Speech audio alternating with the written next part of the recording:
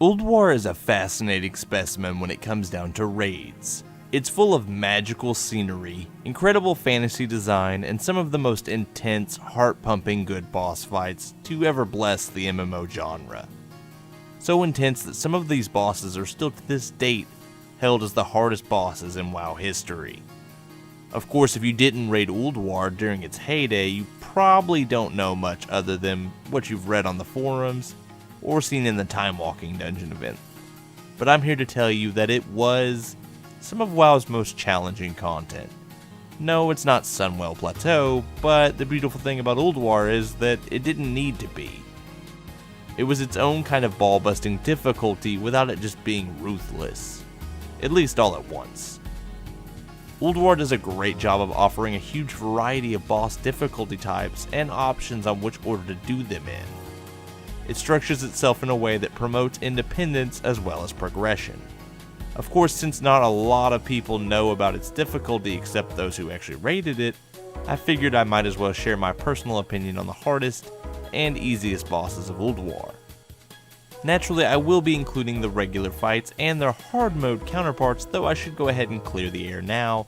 Fights like Flame Leviathan and Freya, where there are more than a few different versions of the fight, I'm limiting to just the regular and full-on hard mode versions, so no 2 or 3 tower up Flame Leviathan, only regular and Orbit-uary.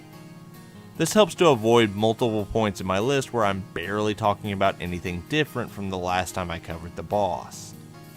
Now that I've got that out of the way, let's start this list off with the easiest spot at number 23. Hostile entities detected. Threat assessment protocol active. Starting us off at the bottom of the barrel is of course the loot pinata himself, Flame Leviathan. Not much needs to be said about regular old FL that hasn't been painfully obvious even to this date. He doesn't have a lot of detail in his mechanics. Simply interrupt flame vents, kite him, and stack pyrite. Regular Flame Leviathan does a great job introducing us to Ulduar and prepping us for his future hard mode encounter, and that's, well, about it. He's a fun boss, and free loot I guess. Thanks for the Titan Guard.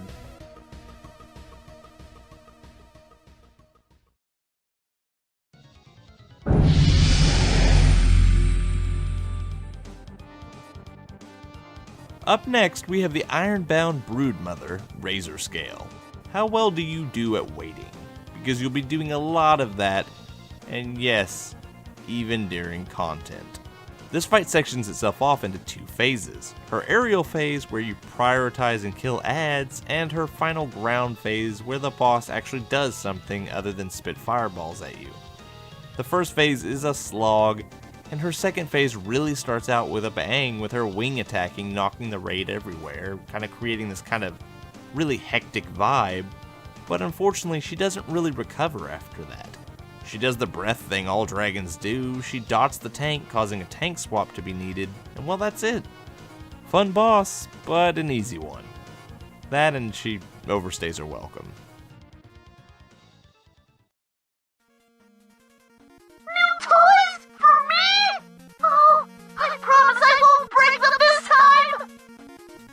At my number 21 spot is XT Deconstructor. XT is one of those bosses that can come off very intimidating to first-time raiders. I mean, a giant robot can be really scary, but don't worry, he's pretty easy. XT's big gimmick is his light and dark bombs. The dark bombs do AoE damage and yank all close players together, and the light bombs do AoE damage over time instead of like an explosion. Big issue is almost all the damage these bombs do is forgettable and completely healable with little to no problem. The other big thing he's got going for him is that he does an AoE tantrum trimmer that does percentile damage. Problem is, very much like the bombs, it is also quite easy to heal through. He does summon adds during his tired phases where his heart comes out, which do heal him, but they're easily AoE'd while the tank picks up the other adds. But this doesn't amount to much either, because XT's down while this is happening, so you have plenty of time to focus on the adds, and also burn his heart, which by the way, does percentile damage to the boss, and it does a lot of damage. meaning you're going to spend most of the time in this boss fight punching his heart and killing him quickly. Easy boss with a giant punch here to win button. GG.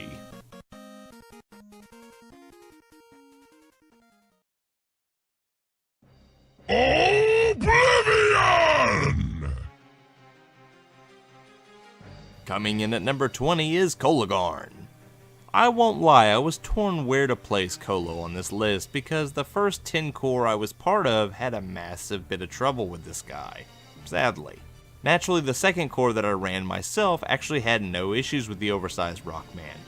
Kind of makes me hate the first core. Kolo's big thing is his arms. He does AoE damage, and he can also grab a random player and squish them to death, if you don't do enough damage to the arm that he's squishing you with.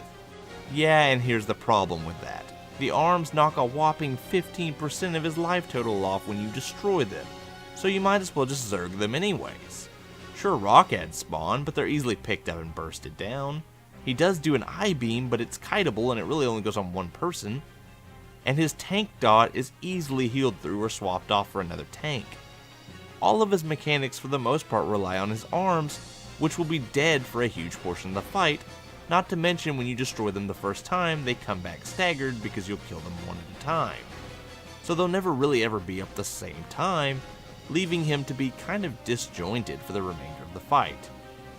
At least he makes a nice bridge though.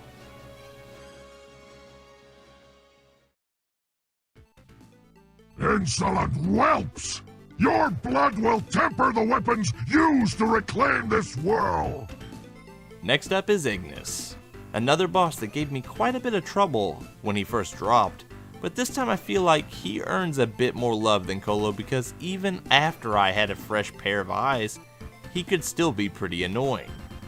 The original way to do this boss was to kite him slowly while cooking his ads and then bursting them in the water. Dealing with that, Flame Vents and Hot Pocket made this a pretty intense fight to heal through early on in Ulduar. Thank God he's optional. But here's the thing, we were doing the fight wrong. Everyone and their mother was saying this is how you had to do it on YouTube. But we kind of found out that there was an easier way to handle it. Basically, you just have one tank pick up the ads as they come out, hold the boss, and then you just lust and zerg him down. You'll probably even get the meta achievement as well. And while that doesn't necessarily make him too much easier, it makes him a lot less complicated. He is still a testament of a boss, and he definitely shows off what things are going to be coming from Ulduar later. And he's not a bad boss by any means. You will suffer for this trespass. Winds of the North consume you! At number 18 is Hodir. 18 and 17 were tough for me because both bosses are keepers that I found to be way easier than a lot of the other bosses in this dungeon. Hodir landed this spot because, well, he's downright simple. I could explain why a simple boss got so much higher than Ignis in a sec, but realistically he boils down to break ads, move to remove stacks, get on snow mounds, heal lots, and win. He's not overly complex, and that really hurts him considering he's such a late boss. His redeeming factor, unlike Ignis though, is his Frozen Blows ability, which does massive damage to the raid, even with a Pally Aura and Aura Mastery. I Holy Pally healed this fight, and early on it could be a testament to how good your healers were, but still not as scary as some future bosses. Wait, you? I remember you. In the mountains. Up next is Thorim. Thorim is one of those bosses that I hear people say was super hard at the time for their core, and I can see where they're coming from, but we never had any issues on either version of the raid with this guy, prior to hard mode. The toughest part about this boss is creating a balanced team for the arena versus the hallway. Once you've formed who is doing what, you're set and the rest of the fight falls into place. I personally healed the arena, so that is where I got all my experience, but nonetheless we had no issues on either side of the fight. The reason I give him a little leeway over Hodir is that even if you do everything right in the first phase of the boss, the second phase can still punish you with large amounts of AoE damage, including a shotgun lightning that can easily wipe your raid, meaning you can learn the fight well enough and get through the hard part and still mess up, if you're not used to the second phase. Yeah, Thorim, I remember you too, from 2 wipes ago. Ugh.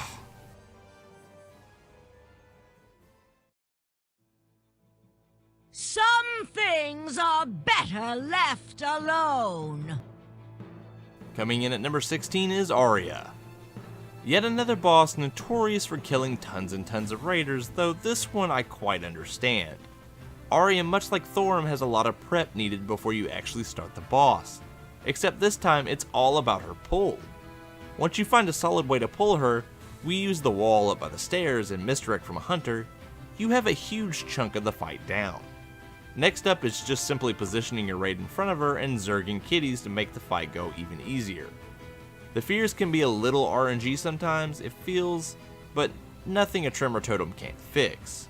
She's not a super hard boss, but she definitely is one of the ones that can wipe you if you don't pay attention and play all your cards right. Honestly, we found her meta achievement to be a breeze once we got her on farm though. Just stack the kitties and Bloodlust burst her. Boom, baby. Doesn't change the fact though, she can be a bitch.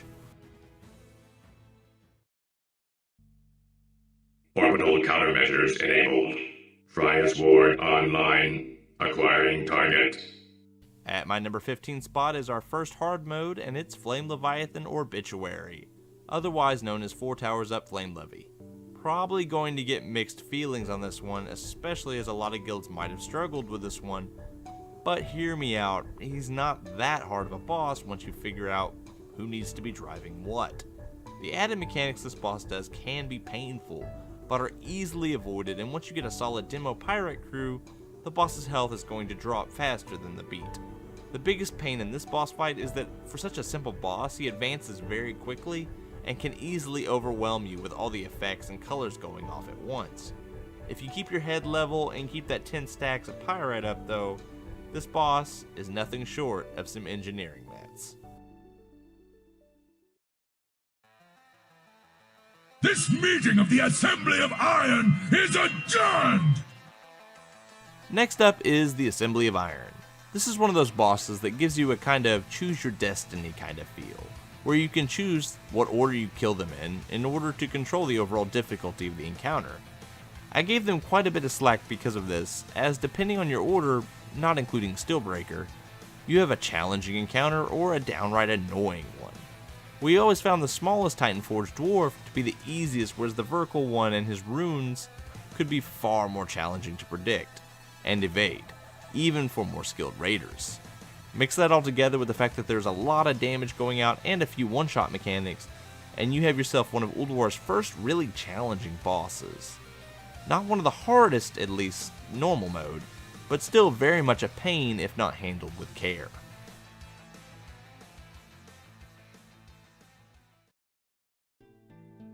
Ionar, your servant requires aid. In at number 13 is Freya. Okay, so heads up, Freya is one of my all-time favorite bosses, and once my guild had her down, we had her really down. It's just the build-up to the moment that can be a bit rough, but god did I love every second of it. Freya is all about micromanagement. It's all about your core's ability to handle random, sometimes painful tasks while under great deals of pressure. Dealing with Freya while a giant tree comes out to bombard you seems easy enough, but he silences your whole raid and you have to fight him under mushrooms to nullify the effects. Or what about the large array of flowers she spawns that you just need to AoE, right? Wrong, they explode, so you have to kill them individually after a certain point or you'll wipe. Then there's the crappy elemental phase that everyone knows, where you have to kill 3 elemental beings, but they have to go down together or else they respawn off each other. Oh, it gets worse though. Freya also spawns a tree of life that can heal her friends and her throughout the fight, meaning you have to also destroy those, or all your work for that wave is useless. Oh, that's right, waves, as in more than one. There are 3 possible wave types that I just mentioned, and you have to fight each of them twice. And to make it worse, they can stack if you aren't fast enough clearing one, meaning you could be working on lashers, and then the elementals come in, causing even more hectic problems. At least her final phase is a joke, but man oh man did this boss help to test your raid's ability to work as a team. And that's a good thing.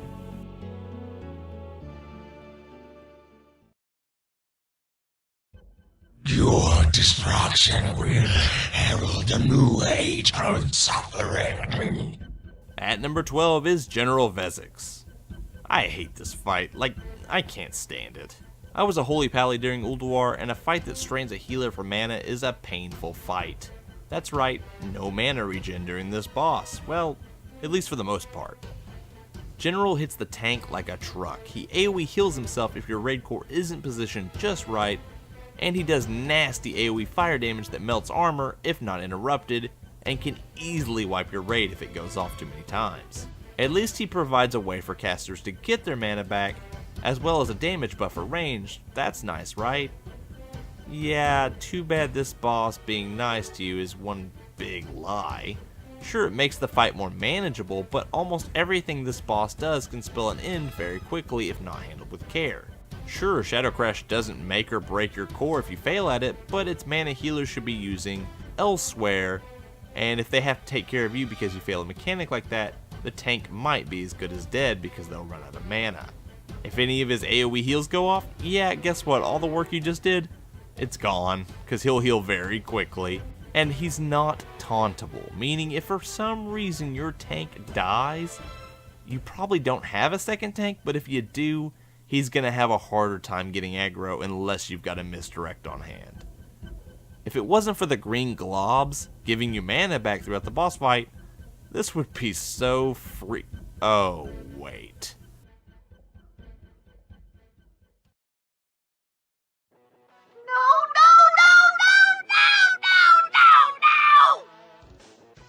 Coming in at number 11 is XT's Heartbreaker hard mode. Wow, XT hard mode beat out Vezax, potato. Why, yes it did. Funny enough, I still have my original guild footage of the first time we actually downed this content. So remember how I said XT's big core mechanic was the light and dark bombs? And my big complaint was how they kind of just were there and didn't do much? Yeah, they do more now. So first off, having the DPS to even enrage this mode was a must. If you couldn't break the heart, there was no way you were going to be able to do it anyways. But that's not all. He fully heals himself and buffs up after you destroy the heart, revealing a far more dangerous monster. Not to mention the easy win button is now destroyed, meaning if you want to kill this big bastard, you're going to have to do it the old-fashioned way. Now onto the bombs. The dark bombs leave a void zone behind, and the light bombs actually spawn light sparks now that do AoE damage to the raid. Catch is if they're not down quickly or you get too many during his tantrum phase, this is almost certainly going to be a wipe unless you're going to pack some serious heals or a Valanir, as the light spark AoE damage on top of the tantrum is just too much if not prepped for. Overall, a pretty well-rounded hard mode that really gets you ready for the rest of the raid's hard mode encounters.